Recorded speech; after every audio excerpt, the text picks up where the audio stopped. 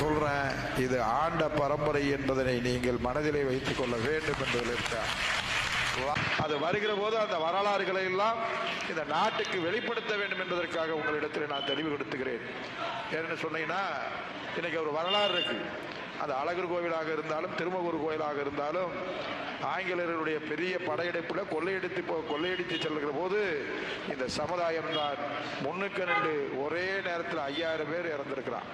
இந்த வரலாறு இன்னைக்கு மறைக்கப்பட்டிருக்கிறது. அது போலதான் உசிலம்பட்டிக்கு பக்கத்தில் ஒரு 16 பேர் சுட்டுக் கொல்லப்பட்டிருக்கிறார்கள் என்று சொன்னாலும் கூட இதுக்கெல்லாம் படிப்பு அறிவு விவசாயத்தில் தொழில்துறையில் நம்ம அவர்கள் முன்னுக்கு இருந்தாலும் கூட படிப்பறிவில் அன்றைக்கு பின்தங்கி இருந்த காரணத்தினால் நம்முடைய வரலாறுகளை வெளிக்கொள் கொண்டு வராத சூழ்நிலை இருக்கிறது.